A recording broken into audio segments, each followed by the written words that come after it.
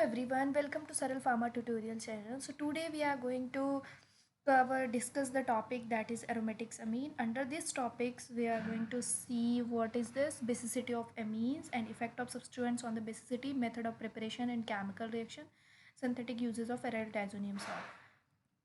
First of all, we will see what is the aromatics amine. So these are the derivatives of aromatic hydrocarbon in which a hydrogen of the benzene ring has been replaced by an amino group. ठीक है, तो जो भी benzene ring है ना उसमें एक hydrogen atom को हमने हटाया और उसमें अमीनो ग्रुप लगाया, that is aromatic amine aniline. ठीक है, तीन टाइप में होते हैं, प्राइमरी सेकेंडरी टर्सरी.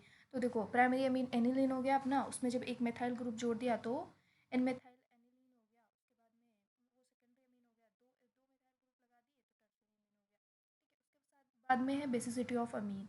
सो बेसिसिटी में ये कि अगर हम बेसिसिटी कांस्टेंट वैल्यू के हिसाब से देखें तो एरोमेटिक्स अमीन जो है अपना वो लेस बेसिक है. ठीक है, देन एलिफेटिक अमीन.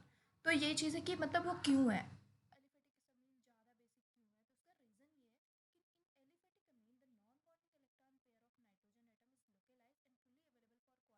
अ प्रोटॉन. मतलब जो एलिफेटिक अमीन है उसमें जो नाइट्रोजन एटम के इलेक्ट्रॉन पेयर होते हैं ना वो एकदम से लोकलाइज्ड होते हैं, मतलब वो लोकलाइज्ड होते हैं एंड अवेलेबल होते हैं coordination with a proton. But aromatic amine में क्या होता है, जो ये नॉन बॉन्डिंग इलेक्ट्रॉन होते हैं ना नाइट्रोजन एटम के, वो डीलोकलाइज होते हैं into the benzene ring by resonance. ठीक है, ये इसके रेजोनेंस स्ट्रक्चर हो गए. तो इसमें क्या है कि नॉन बॉन्डिंग इलेक्ट्रॉन पेयर जो भी है वो hybrid being disperse over the benzene ring as also the nitrogen atom. So ये लेस अवेलेबल होते हैं फॉर प्रोटोनेशन. जो इसके पास में प्रोटॉन है ना वो प्रोटोनेशन के लिए अवेलेबल नहीं होते, इसलिए aromatics amines are less basic than aliphatic amine. ठीक है, अभी इसका सब्सटीट्यूएंट्स पे क्या इफेक्ट है वो चीज़, सॉरी. तो इसमें ये effect of substituents on basicity, तो दो टाइप्स के हो गए, electron releasing group, electron withdrawing group. जब भी हम electron releasing group example CH3O CH3NH2 जब रिंग से अटैच करेंगे ना तो वहाँ पे बेसिसिटी बढ़ जाती है, उस रिंग की एरोमेटिक अमीन्स की बेसिसिटी बढ़ जाती है. एग्जाम्पल देखो कि पैराटॉल्वेडीन है जो ना, उसमें CH3 जो ग्रुप होता है ना वो इलेक्ट्रॉन डेंसिटी को बढ़ा देता है नाइट्रोजन एटम पे. तो उससे क्या होता है, इलेक्ट्रॉन बहुत ज़्यादा हो जाते हैं तो वो प्रोटोनेशन के लिए ज़्यादा अवेलेबल होते हैं मोर देन एनिलीन. तो hence toluidine is more basic relative to aniline. ठीक है, फिर इलेक्ट्रॉन विथड्राइंग ग्रुप का देखो, NO2 हो गया, BrCOH, मतलब ये ग्रुप अगर हम रिंग से अटैच करेंगे तो बेसिसिटी कम हो जाएगी. अगर लाइक एग्जाम्पल है ortho nitro aniline, the nitro group lower the electron density on nitrogen atom making electron less available for protonation. Hence ortho nitro aniline is less basic relative to aniline. यहाँ पे देख सकते हो कि जो वो वाला है पैराटॉल्विडीन है वो बहुत ही ज़्यादा मतलब मोर बेसिक है एनिलीन से. फिर नाइट्रो एनिलीन जो है वो लेस बेसिक है एनिलीन से. ठीक है, मेथड ऑफ प्रिपरेशन हो गया, इसमें रिडक्शन ऑफ नाइट्रो कंपाउंड, उसका जब रिडक्शन करेंगे तो एनिलीन बन जाएगा. Ammonolysis of aryl chloride, Hofmann rearrangement में बहुत ही फेमस रिएक्शन है ये. एमाइड से जब करते हैं तो प्राइमरी अमीन बन जाता है अपना.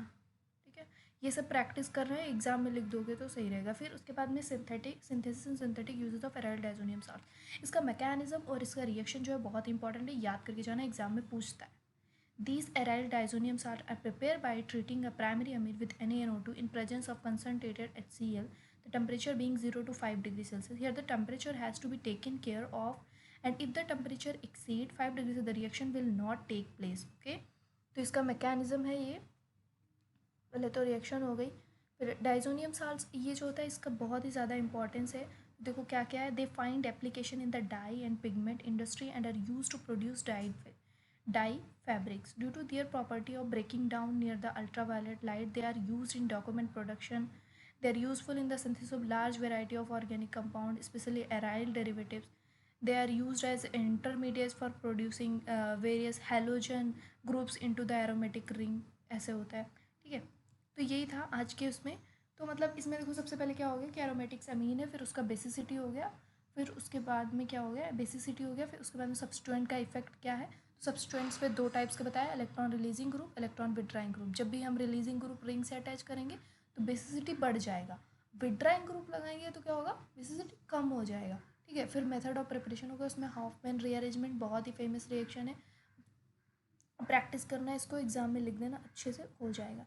फिर उसके बाद में ये एराइल डाइजोनियम साल्ट है, तो उसका ये भी है कि मतलब एनिलीन लिया, NaNO2 की प्रेजेंस में Cl लेके 0 to 5 degree Celsius temperature, aryl diazonium salt बन जाएगा. उसका मैकेनिज्म है कैसे कैसे बन रहा है वो देखना, प्रैक्टिस करना, मतलब ये हाँ ये सबसे पहले क्या है, इलेक्ट्रोफाइल बन रहा है, फिर वो इलेक्ट्रोफाइल उसके ऊपर अटैक करेगा, फिर ये बन जाएगा, ठीक है, N2Cl।